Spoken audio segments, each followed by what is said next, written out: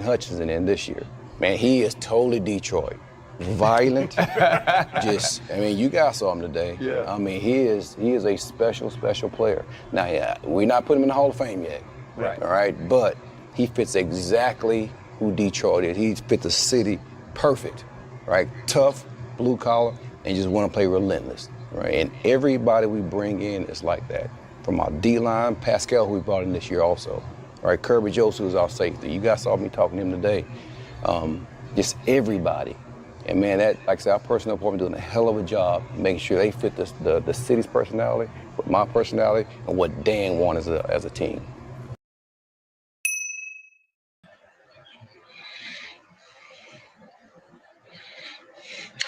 Hello, Saints fans.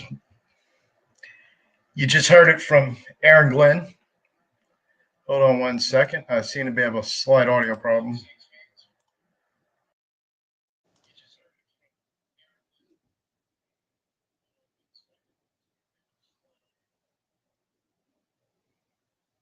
Sorry about that. Hopefully you just heard from Aaron Glenn, because I just got some feedback on the microphone that I wasn't hearing earlier. But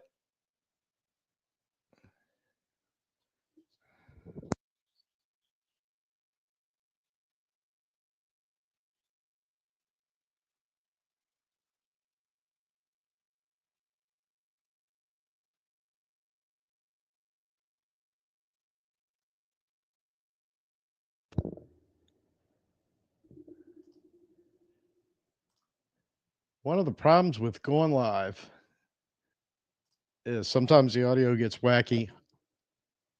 Hopefully that solves it.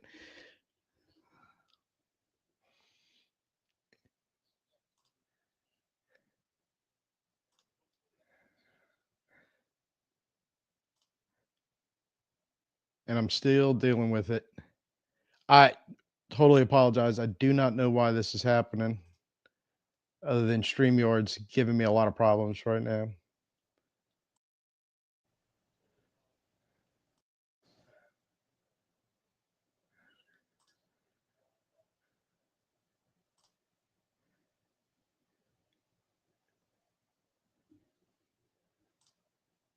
Because I'm getting straight feedback.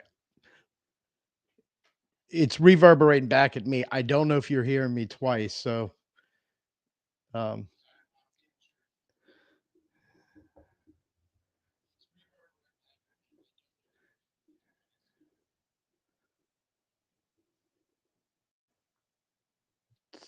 somebody could let me know in the comments, because I can deal with it on my end as long as it's not causing y'all problems.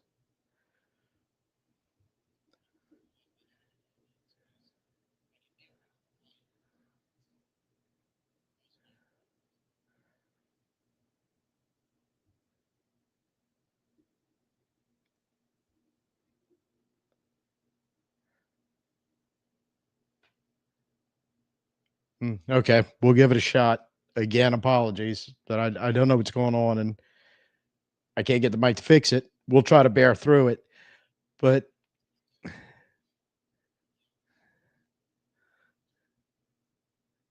thank you back. It's definitely on my end then, so good. But I almost feel like I need to play the opening over again,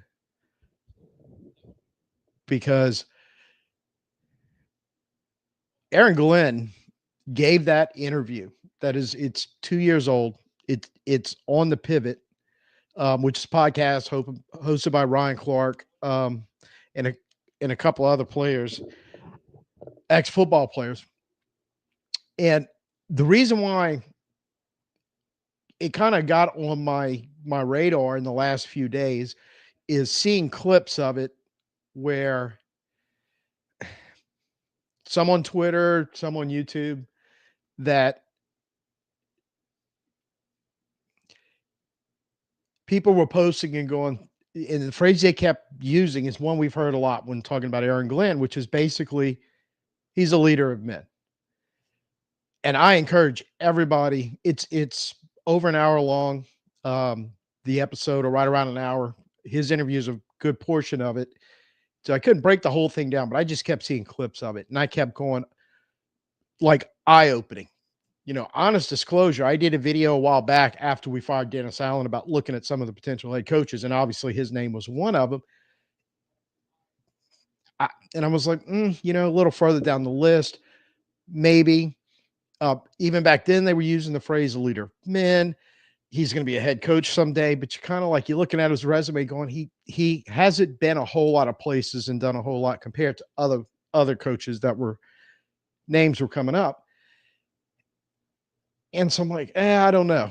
Then I'll watch that. And I'm going to tell you, he had to do a virtual interview because they're still in the playoffs, but because Detroit's on bye week this week, he was allowed to. That's the only way you could interview him. So at least they got some groundwork in.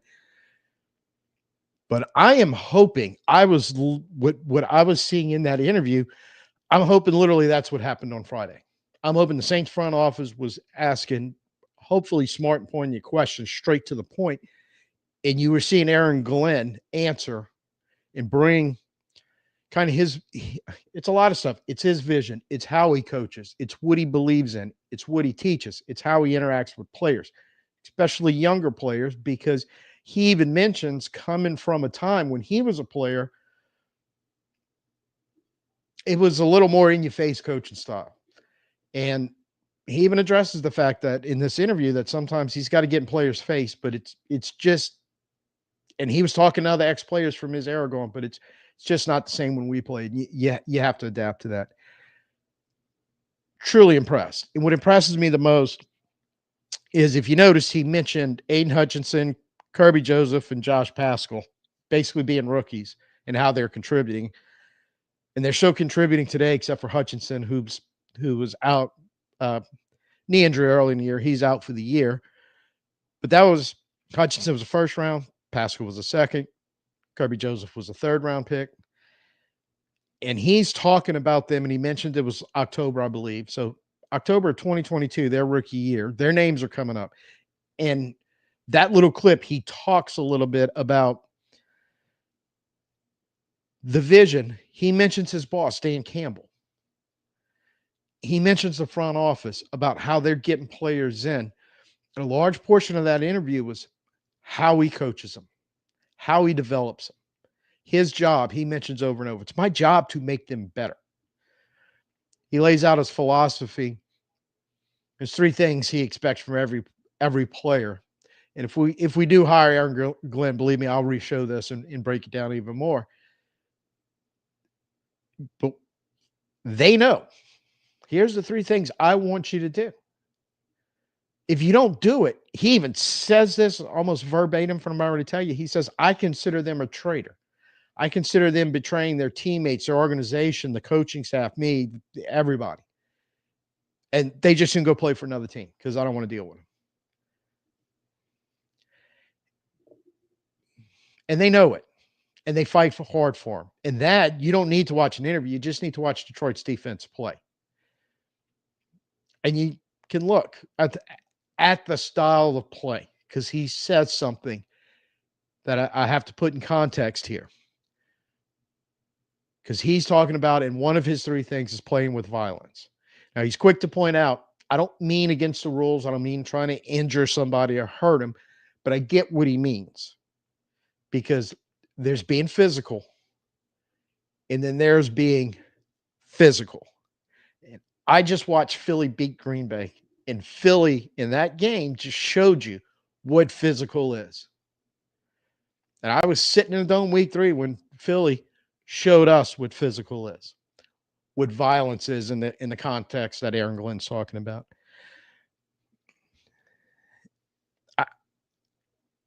I'm on board with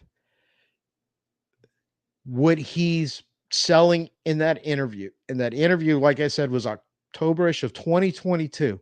You know what he wasn't doing in that interview? He wasn't selling himself to get a job. He wasn't doing like somebody did earlier this week, cutting an interview with Jay Glazer just because I got to get my name out there. Otherwise they're going to forget about me and I won't ever get hired. It's nothing like that. There was no agenda. It was a coach sitting down with a group of ex-players and just saying, this is me. This is how I do things. And it was at a time when, look, all intents and purposes, he wasn't trying to sell himself. He's trying to win football games. That was Detroit's second year, or his second year in Detroit with the whole new coaching staff. Brad Holmes, the new GM, who he also mentioned by name about being the guy to get the personnel in. And when I saw this clip, I was thinking about what we're going to talk about tonight because I was more intending this to be about, the way too early draft because it is so important to the Saints. Northern Saints been on here on me a lot, but going, hey, the most important thing is the coach. The most important thing is the coach, which I don't disagree with. But for me, it's the trifecta that is get your cap right, get your coach right, your head coach right, and then your coaching staff right, get your personnel right. But when I saw that clip a few days ago, it was about 3 or 4 minutes, but that little section right there where that connection has to be between, as he mentions, in this case, the GM of Detroit, Brad Holmes is also the kind of the head personnel guy, but where that position has a connection with the head coach, who he's mentioned, Dan Campbell, who has a connection with his coaching staff, in this case, Aaron Glenn, and the way the whole vision of what the organization is trying to accomplish is supposed to start at the top and float down. Mickey's getting his chance to hire his second coach. He's got to get it right, or he's going to be looking for a new job. There's just no cutting around it or protecting him at that point if this gets screwed up. And the other front office things don't get addressed, don't get fixed. It all ties in together. And I'm sitting here watching, and again, I urge you, go find Aaron Glenn, the pivot, and it'll come up. It's impressive. To me, it's impressive.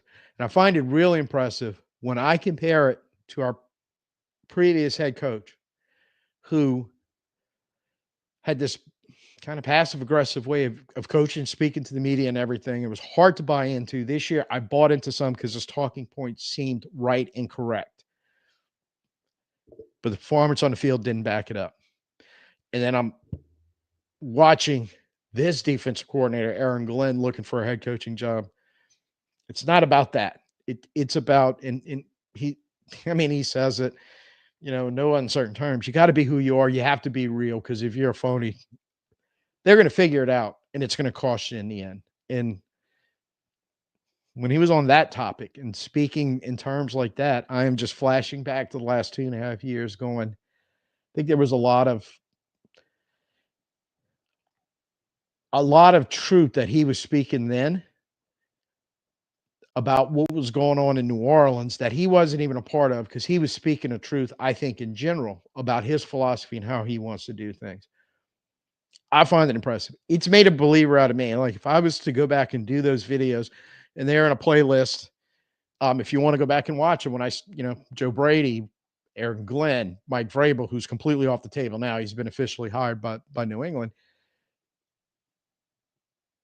I didn't have him where I should have had him, I think. And it's one thing to talk a game, and he talked this game in October of 2022. If you've watched subsequently what he's done and what Detroit has done, some of that magic, and everybody's been talking about Ben Johnson, the offensive coordinator, and rightfully so.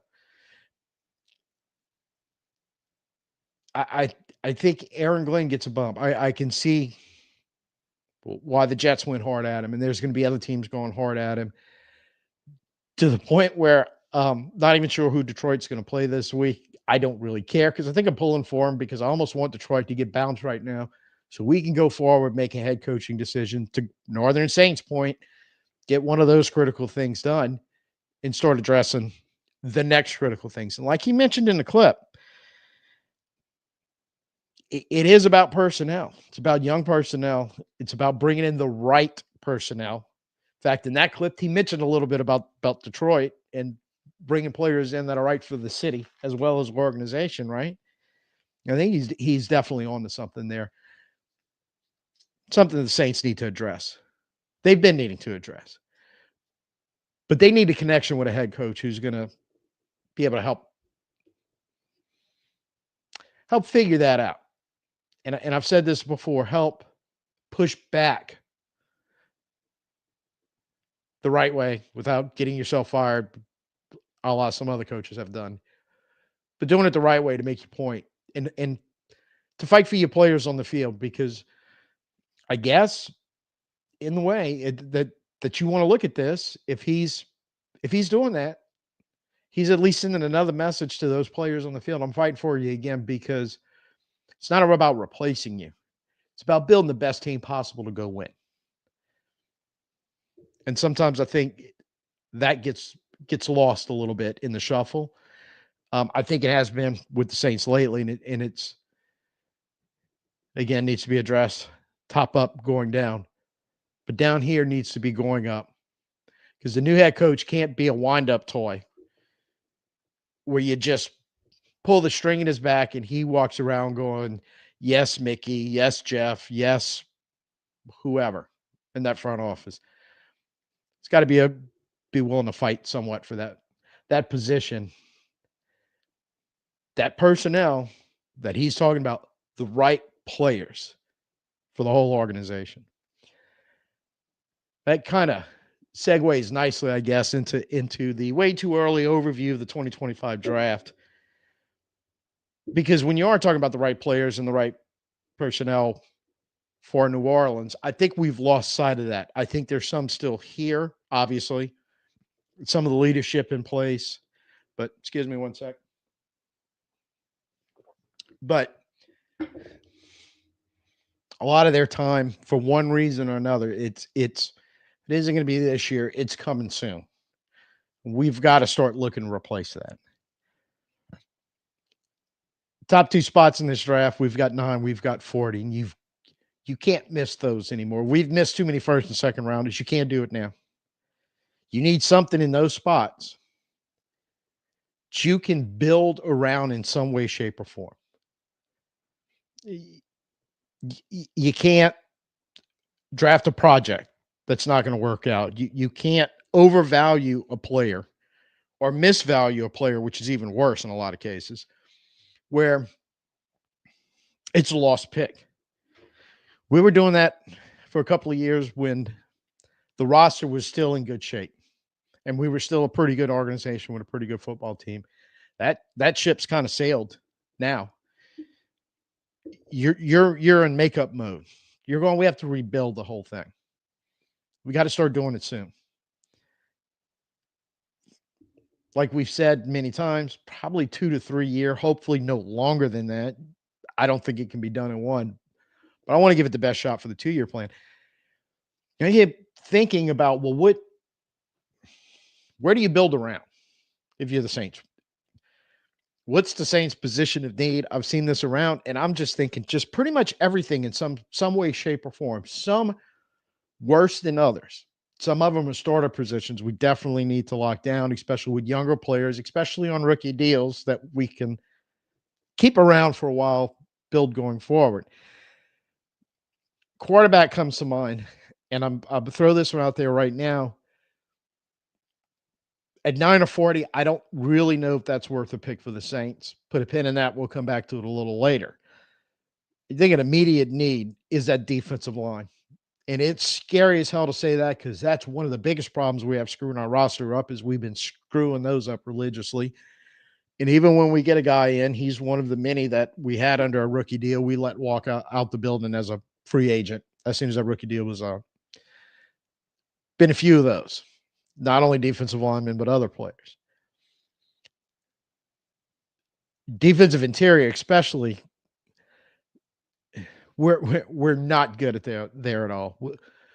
We don't stop the run, which means our one guy who's a really good pass rusher from the interior in Brazil doesn't help us as much as it could.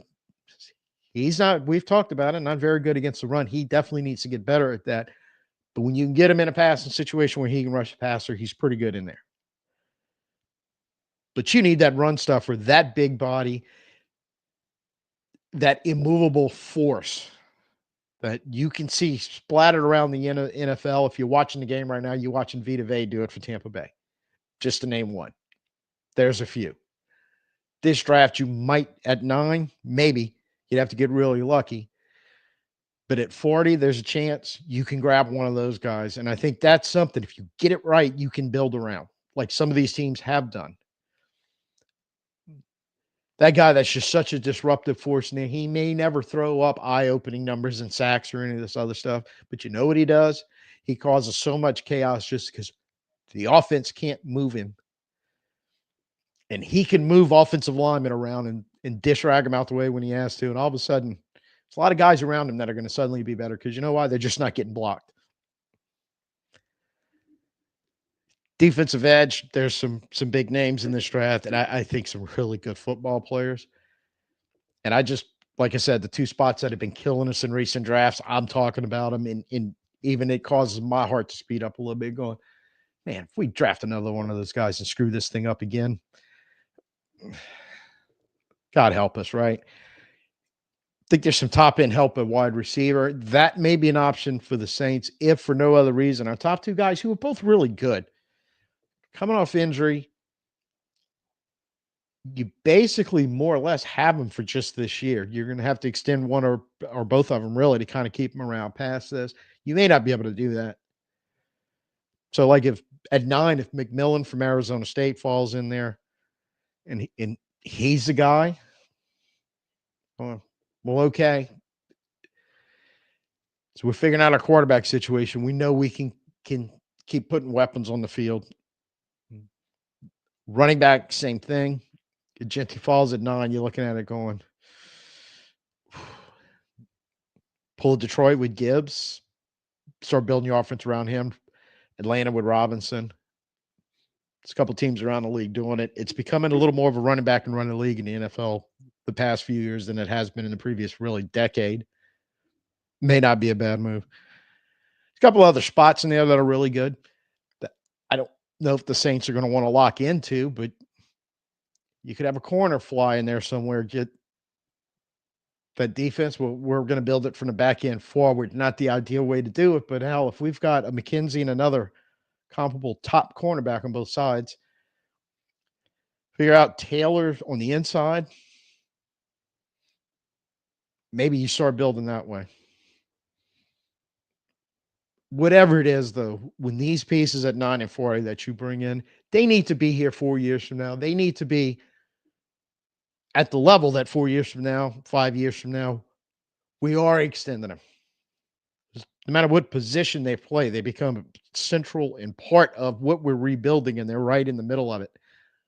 A lot like a lot of those guys we got in 2017, right? That's what we're shooting for. This is a draft that you're going to have to do it. Now, the reason why I think this is the way too early look at the 2025 draft, we've got no real measurables out there in anybody base. You know, in a nutshell, everything that's coming around right now that they're looking at trying to figure out the talent in the draft. Well, one thing is we don't know for sure who's actually in the draft because you're still at the point where guys maybe not have declared they're going to go or if they're going to go back to college. So they'll be talked about until you know one way or the other. And if they're in, they'll keep getting talked about. And if they decide to go back to college, then you know, not going to hear much about them anymore. So you're dealing with that a little bit. The measurables that you're going to start finding out, you know, starting basically with the Senior Bowl and the All-Star College games, all the way through the combine, through the pro days, all that stuff. Because I don't know if you've ever noticed, a lot of times a player that's listed in a college program or is talked about by a college or numbers come out and he's a certain height, weight, has a certain speed, whatever. You get to the combine and all of a sudden they're a little shorter, they're a little smaller, they're a little slower. Happens quite a bit. Every now and again, you find the opposite. You find a guy that's actually a little taller, a little bigger, and a little faster, but it's rare to happen that way. And part of it is right now, they're just going on basically the tape, the film, what they put on film, and their numbers, their stats. And I think there's not a lot of analysis on that. You'll go find those numbers, a film grade for their previous year, or, you know, their stats, how many yards they threw for, how many they caught, how many touchdowns or whatever. No real analysis on it. That's all going to be coming together. So that's why I'm calling this the way too early. But however, you can kind of get a feel of the top guys, who they are in the draft that's likely going to be there. And you can get a good feel again of watching him play and going, hey, he's pretty good. Now, is he top 10 worthy good as compared to somebody else? That's when all the subjective stuff comes in, and that subjective stuff backed by the, like I said, the measurables, that's going to be rolling out probably starting in a week or 2 weeks or so.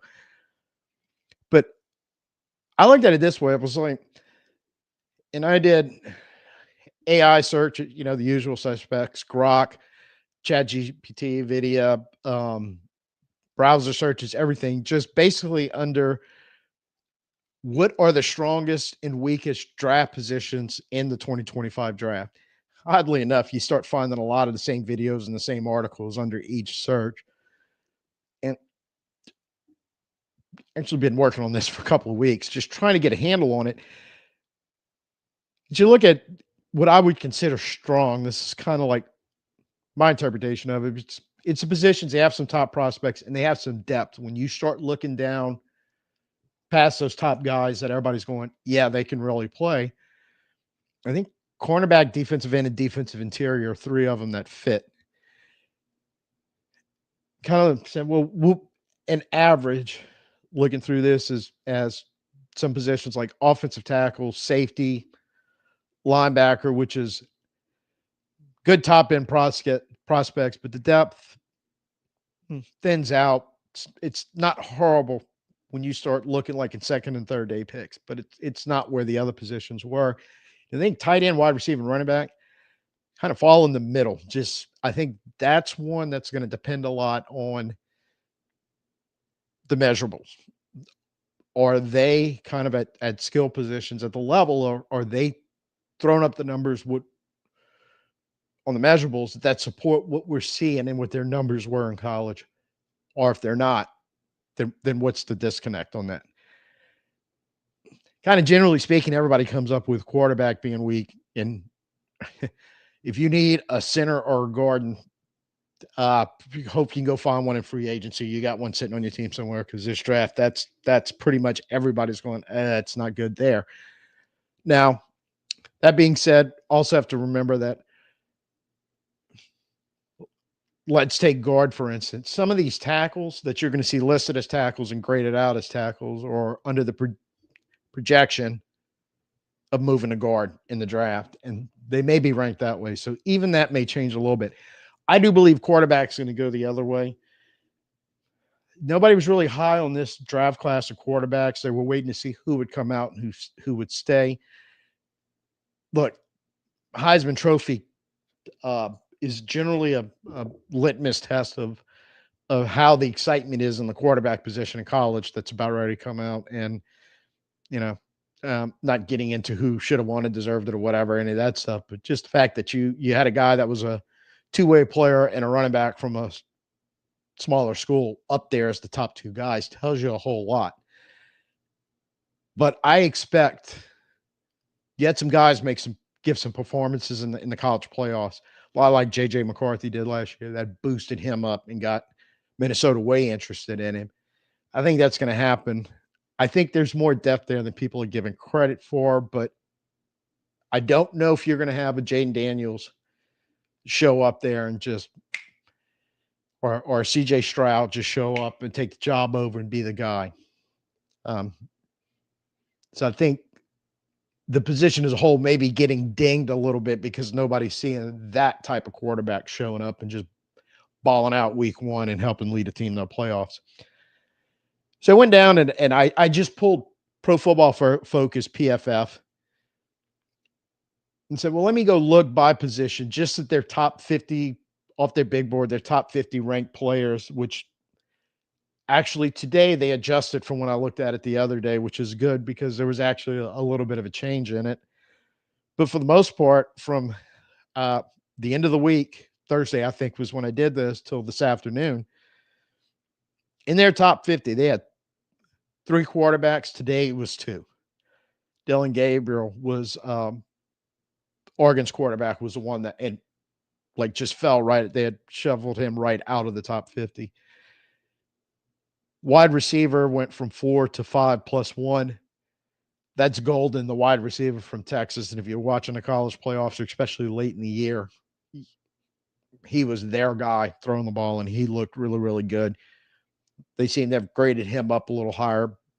Kind of the J.J. McCarthy effect. Bumped him up. After that, 3 tight ends. No number change there. Offensive tackle, 7 before and after, earlier and today. Center and guard, 0. And I can tell you from memory, from having looked this up, Alabama's left guard, it's like 66 overall. Top center was Manheim from USC. It's like 100 and something. And actually, he's a converted center. His first 2 years of college, he played left tackle, whatever that's worth.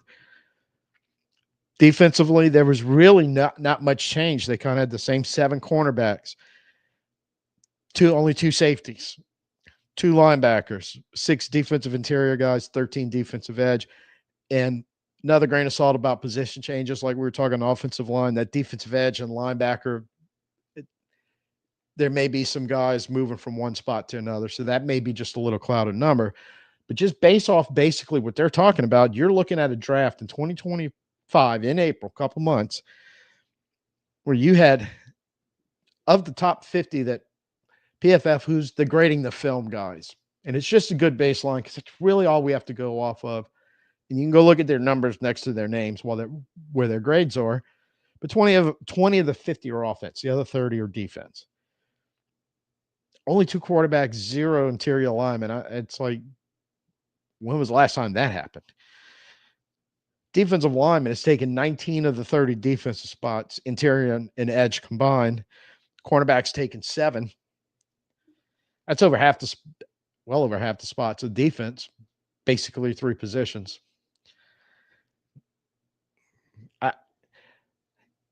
We're looking at the Saints and looking at what's coming in to the draft.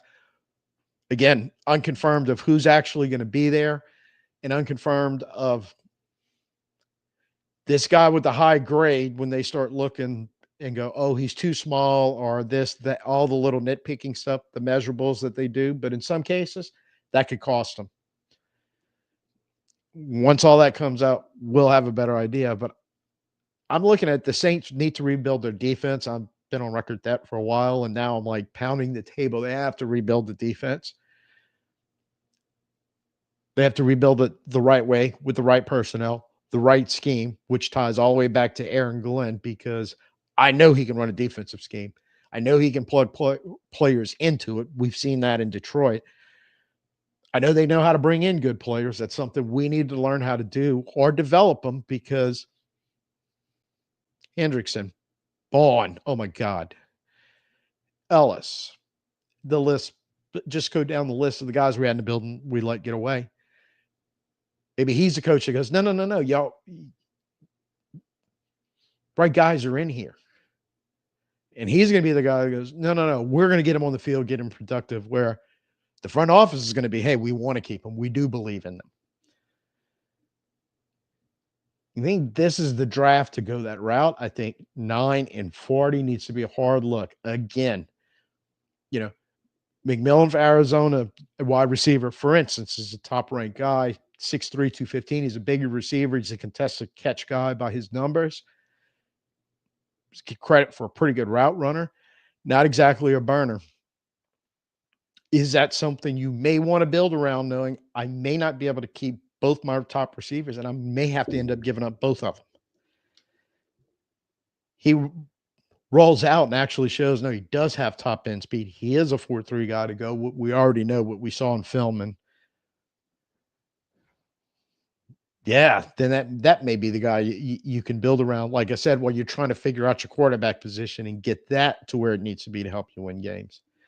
I think in the way too early, it's never way too early on the offensive, the defensive side.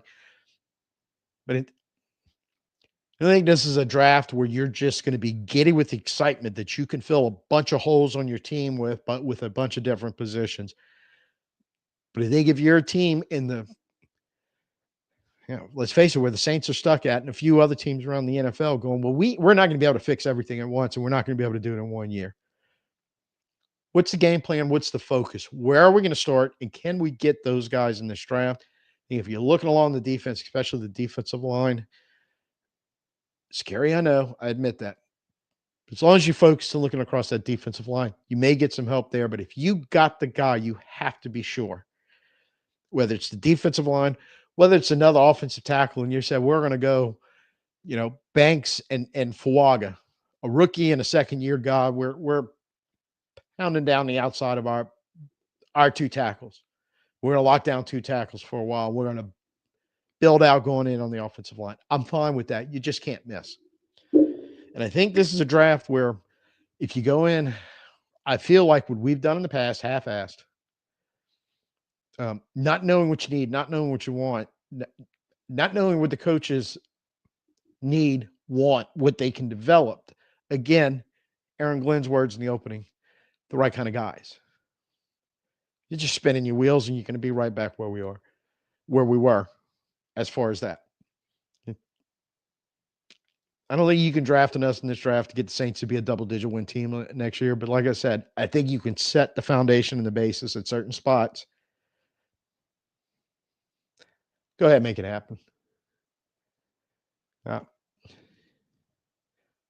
And rolling through the comment. Okay, this was earlier when I was trying to figure out my whole sound issue, but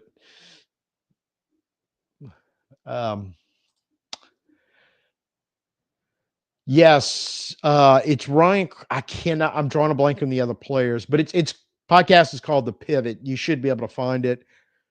And like I said, when I saw the clips of it, I found it on YouTube. All I did in the YouTube search was Aaron Glenn, The Pivot. And that was one of the first things that popped up was the whole entire thing, but worth watching. Like I said, it moved me because I don't want to say I was down on Glenn by any stretch, but this made me think and really thinking about, that a lot of what he talked about addresses indirectly from 2 years ago, a lot of the stuff that is problematic for the current Saints and need to be fixed. Oh, Mr. O Universe.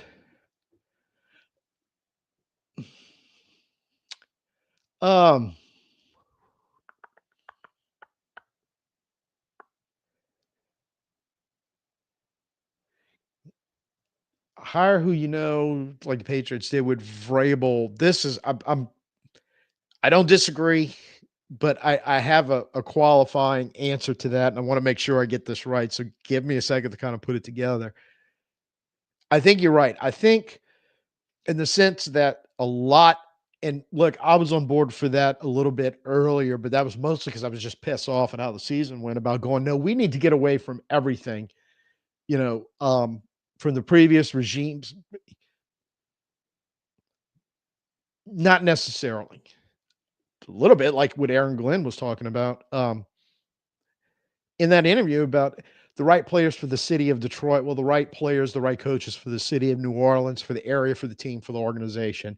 And I think if you know that part of it, somebody brought this up in a separate incident, but while I'm watching the Glenn thing, it popped into my head that it might have been TJ on the State of the Saints podcast, but basically Dennis Allen, at least as the head coach when he took over, he's like never really ingratiated himself as part of New Orleans and didn't seem like embrace it. And I think people didn't like him, didn't mistrust him, didn't know him, to your point. So I don't think you want to get away from that. I think, yes, familiarity in what you know, but here's my caveat. You have to be honest about it because they knew Dennis Allen, but I don't think they were honest about really what he could and couldn't do as a coach, as a coordinator, but more importantly, as a head coach, got burned for it just for comfort and feeling familiar. So that's what I want to avoid. Okay. I'm getting a little hyped over the resume, what I'm watching in Detroit, and then what this pivot is. But if somebody in the front office knows something about going, nope, we got to look elsewhere. As long as they're being honest, I get it. But I find it hard to believe anybody. I really, really do. I mean, that somebody would have that opinion and just want to shoot that out. And I think in this case, you have qualified, should we say, you have a qualified familiar coach. Dennis Allen was familiar, but he wasn't a qualified head coach. I wish I'd have thought of that earlier. I could have sped that explanation up by like 2 minutes. Um,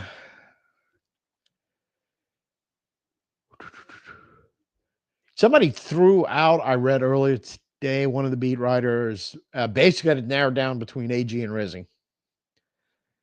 But who knows how that shakes out?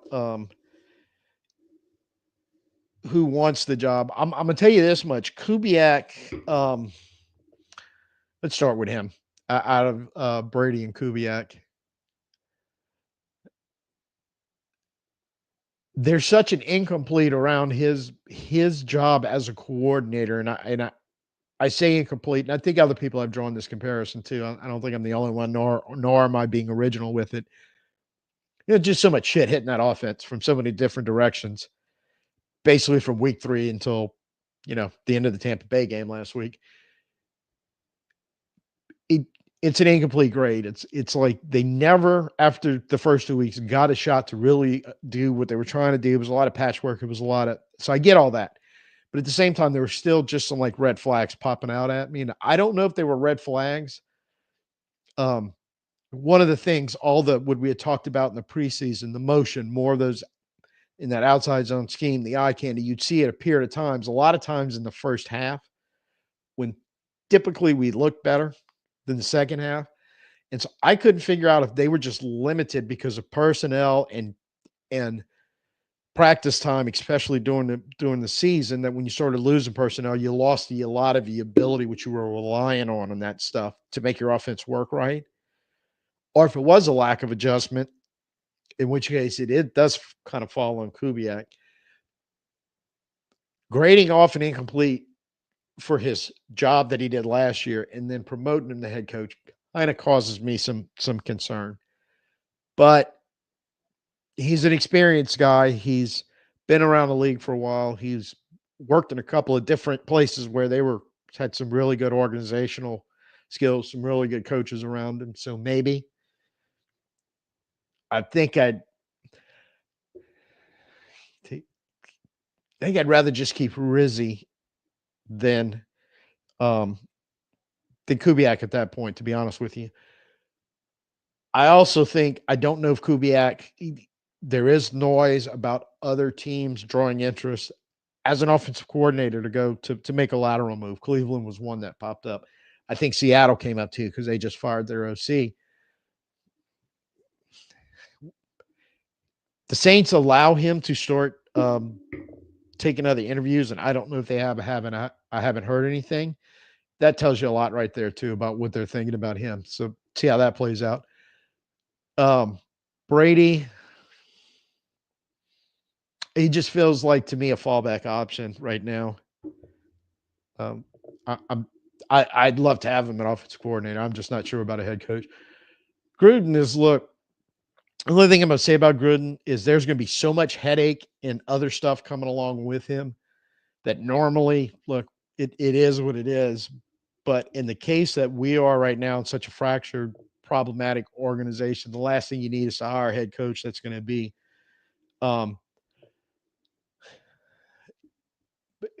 bring stuff out, turmoil from outside the organization that's inevitably going to show up, whether it's deserved or not. It's going to wind up on your doorstep, and you have plenty enough turmoil within the organization to keep your attention busy without having to deal with that. So again, I'd rather go with Rizzi, I think. Yeah, absolutely. Rebuild's going to take 2 to 3 years. And everybody kind of, look, I said, I've been saying, I just don't know if I could put it on a t-shirt and get away with it, but embrace the suck, at least for 2025. I think Detroit, kind of a model organization of what you're looking for, because they got to a winning in year 2, 3-win a total, like, kind of like we are, total shit show of an organization. Campbell and Glenn and those guys. Johnson came in, took over year one. They only won 3. Year two, 9 on the right side of the win column. Year 3 last year, they're in the NFC Championship game. Year 4 this year, they've got the first round bye for the NFC. That's the best case scenario. I'm thinking realistic. You're probably looking at a 5-win team in 2005. You're probably, hopefully, hovering around 500 in 2026, and you're ready to make the move in 2027. Not that dissimilar from what Detroit did. I think that's doable. And if you get lucky, things fall your way, maybe you can do it faster. But yeah, 2 to 3 years is the realistic. Yeah, good point. Atkin was, agreeing with Mr. O about willing to get in the time if they really do a rebuild, because I think that's what, I don't know if I can speak for all Saints fans when I say this. I can definitely speak for me and some other people I know and in conversation, and some shade of, we're getting aggravated with have been lied to for so many years about how close we were when we weren't. And you let a lot of other stuff come around to the point where you have to do a complete rebuild now. Don't screw around and go, oh, no. We're 1 or 2 players away. We're going to take another shot at it, because now you're turning what should be a 2 to 3 year rebuild into sounding like the Giants or the Jets right now, who have been doing this constantly for the last few years with absolutely nothing to show for it.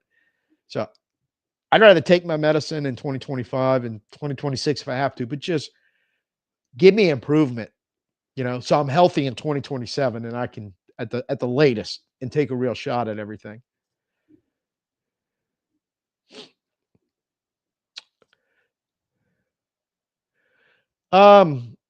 He dropped some comments, but yeah, I don't know where Northern is tonight. Yeah, and he wasn't here Thursday. And good opportunity. Everyone, make sure your notifications are fine and you're still subscribed. There's some uncheckingness that goes on every now and then. When YouTube clears the bots out, they did that a while back, and I think I lost a couple in that have recovered. So it could be something as simple as that. His notification got unchecked or something accidentally, and he just doesn't know. And he'll probably find out, watch the show, and then he'll give me he'll give me grief in the comments like he loves to do so much.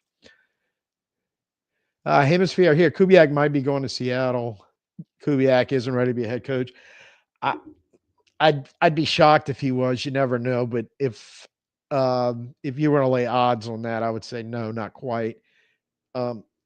Yeah, that's mentioned that earlier. That I think Seattle and Cleveland both interested.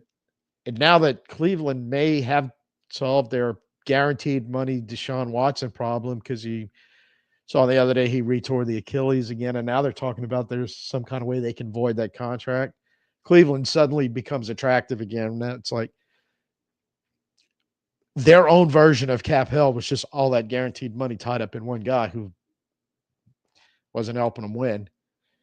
So Kubiak, with a relationship with Stefanski, who survived by firing the previous OC, there could be a reunion there too. Matt Howard, the sports accountant, is on tonight. How would AG be different from DA? Like I said earlier, that passive aggressive shit that used to, and you know what I'm talking about, because I used to complain a lot about that to you. That crap out of there. I think very direct. Like I said, look, I can tell you about it if you go watch that on the pivot. I wish I could remember what his 3 criteria were. That's the one that really opened my eyes when he's sitting there telling him, I know one of them is violence.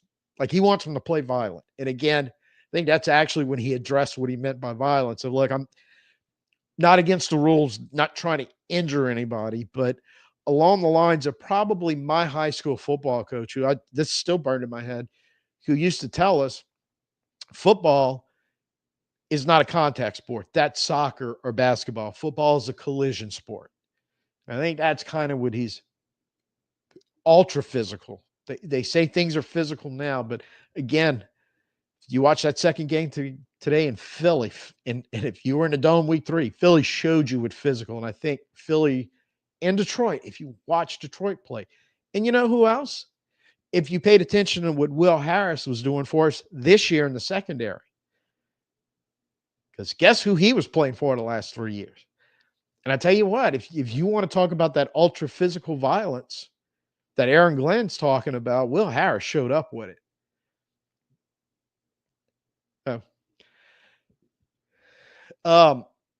Yeah, how AG would interact with the existing front office. I asked that about everybody every time they mention a name about the possibility of somebody coming in for an interview or possibly being hired. But hey, it looks like that die is cast. That Mickey's getting to hire his second coach, and it's going to be make it whatever. So I am mighty afraid. Speaking of passive aggressive and gum chewing idiot that Mickey can be at times, look, he could be doing that in that interview Friday, that the virtual interview, whatever it was that they had. And Aaron Glenn could already just decided, man, screw the Saints. I'm looking at that Jets job or Chicago job or whatever. Or I'll just stay in Detroit like Ben Johnson did last year and keep kicking butt here and wait another year for my opportunity, because it's more than likely going to be there a year from now.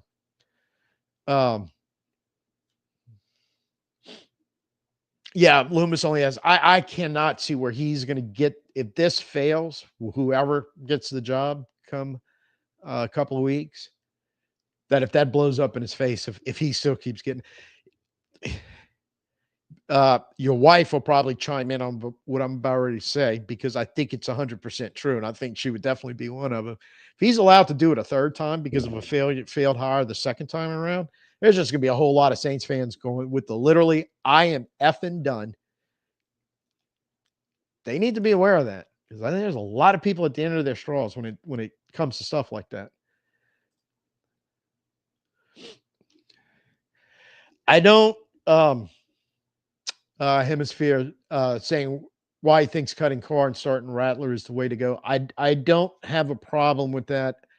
Kind of draw a comparison of what the Raiders did when they got rid of Carr and just kind of patched together with Aiden O'Connell and Menshaw and Desmond Ritter and whatever else they've been doing.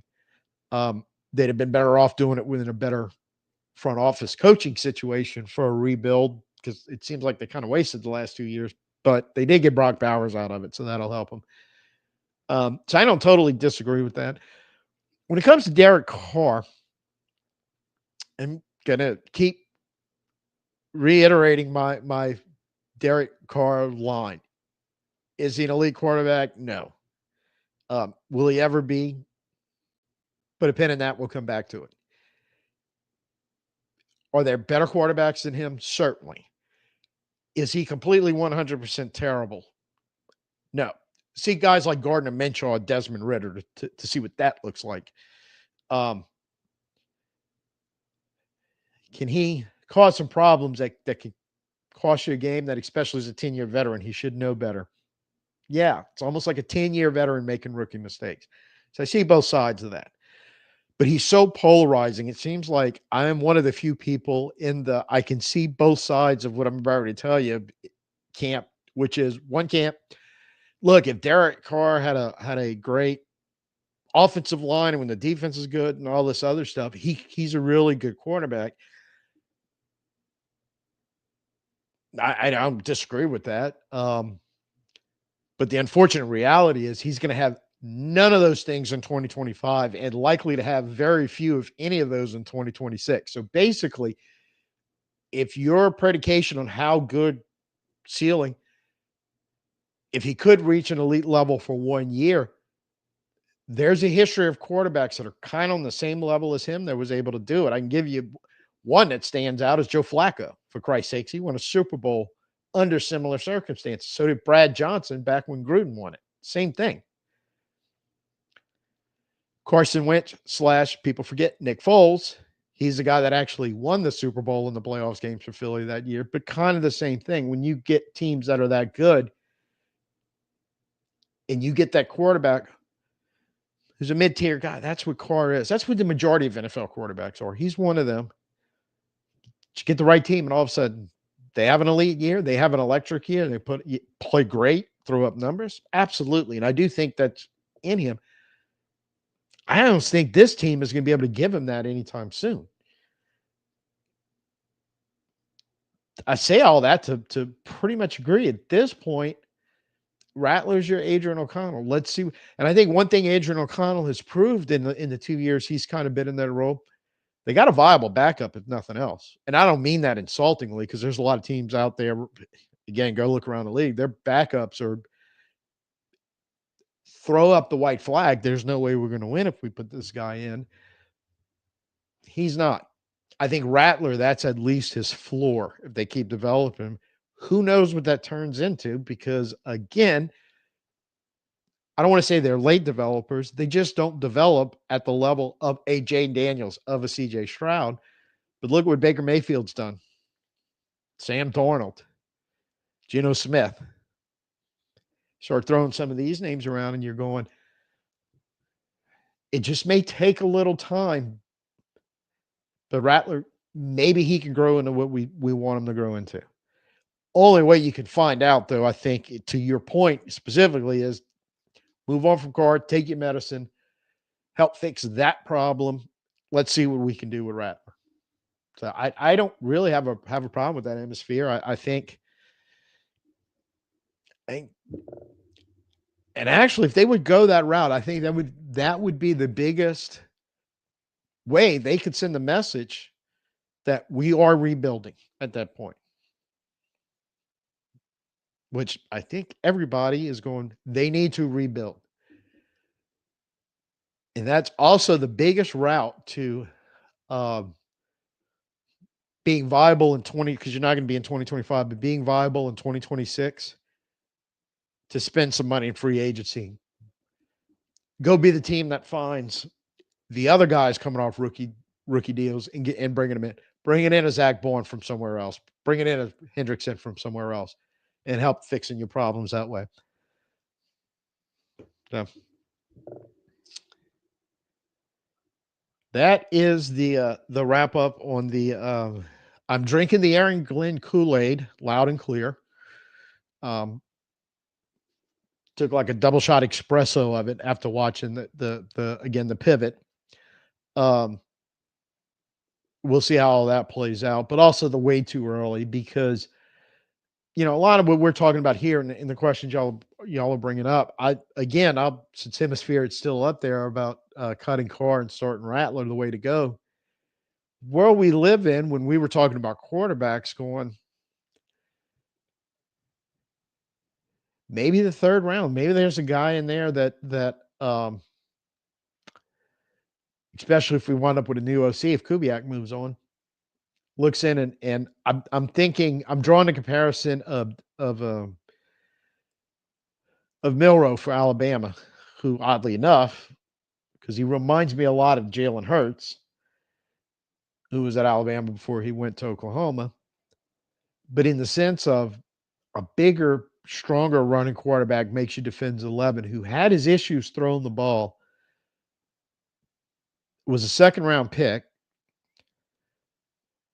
I think Philly knew very on when he showed up and the problems they were having as post Wentz starting to come apart and all that stuff. And I think Foles had already moved on, going, I think they were like, damn it, let's get the Hurts guy ready. And I think they were developing him to be a starter. So by the time that they actually put him in, he had his feet wet and he kind of grew in to the guy that just dismantled a pretty good Green Bay defense a little while ago.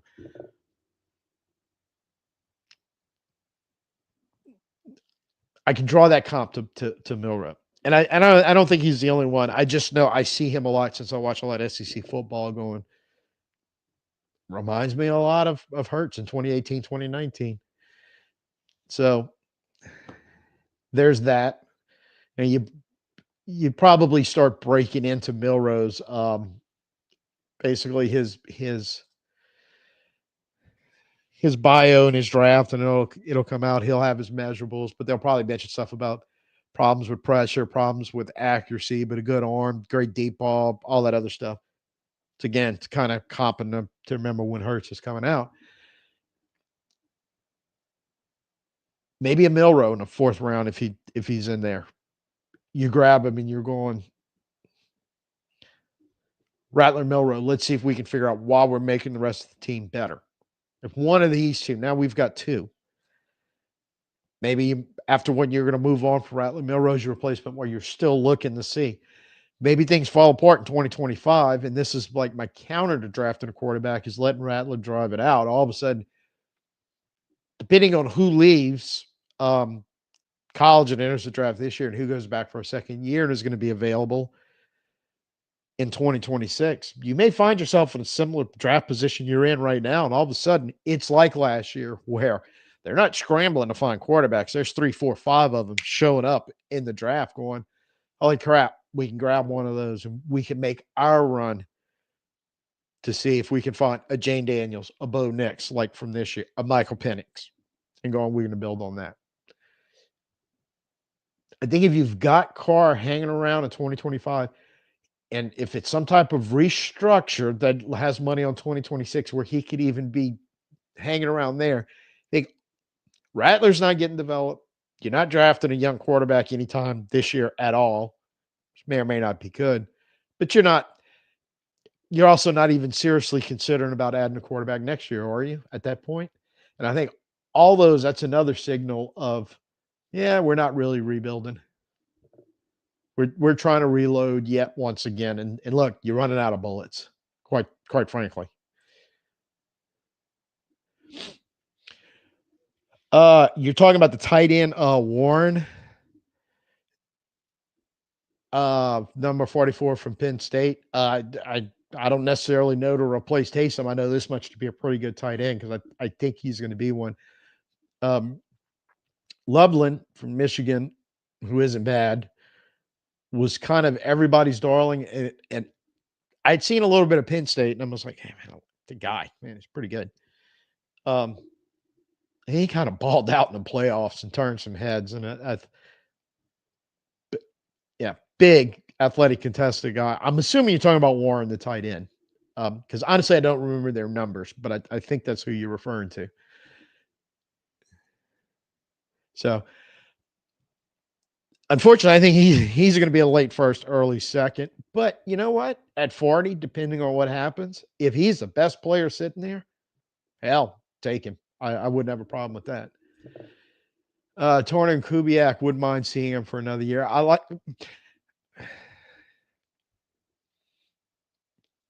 can't. I literally just don't know how to fully grade him. I think he's an upgrade over what we had the previous 2 years. So I'm not in a hurry to get rid of him. But if he moves on, because I don't get the impression we want him to move on. I get the impression we would like to keep the offensive staff intact, but I'm not sure if they would force him to, where they said, no, you can't interview anywhere else if Seattle and Cleveland request to talk to him. So I'd like to in a full second year, if that staff pretty much stays together and see what we have, preferably with everybody staying healthy. That would make it a lot easier to figure it out. So, I am taking 44. Yeah.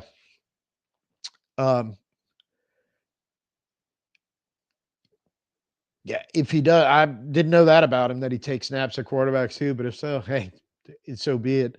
And tell you what, this is the other thing when I was talking about Milrow, even if you can't get him to the point where he's a Hurts. I had that thought thinking about it earlier when I was kind of going, well, at the very least, if he doesn't work out a quarterback, he's a guy, man, he is big, strong, and fast. A la Jalen Hurts going. So even if he, that was the other thing about taking him in the 3rd, 4th round, going, even if he doesn't work out as one of your quarterbacks in the future, you kind of get him to be your Taysom of the future and use him a lot of different ways. I don't know if he can catch, talking about Milrow, but I kind of feel like he does a lot of things really, really good. So I'm thinking catching the ball for him, probably not a huge deal. So, but I do hope if Kubiak moves on for some reason or another, and you bring a new offensive coordinator in, more and more where you see, and I don't quite know if you can completely replicate what Taysom Hill can do on a football field in so many different positions, but you mentioned there tight end taking snaps at quarterback. That sort of thing coming in vogue because I do think, again, it's about trying to get the defense to defend 11 players on the field. I think for a while with the passing game, what it had gotten away from that. So it really was kind of 10 on 11, but that's why defenses went away from this. We're not being man anymore. We're not playing all this heavy man. We've got to do stuff to make them either play 11 on 11 or just take the checkdowns, all that stuff that we've talked about during the year. Well, that makes it harder when all of a sudden you add a Taysom type guy, or if Warren can do it from Penn State or whoever. Jahmyr Gibbs does some of that in Detroit. Bijan Robinson does some of that in Atlanta. I think it's a whole new twist in the game. So I definitely don't want any new coaching staff coming in and abandoning that thought concept. I would like to see them keep building on it. I'd prefer if Kubiak. I think you're right. Maybe Kubiak one more year. Probably like to see, but I don't know. We'll see how it shakes out. So I'm assuming the football game is in the second half right now. So about ready to wind this one up. We go all watch the end of the game and see how that shakes out.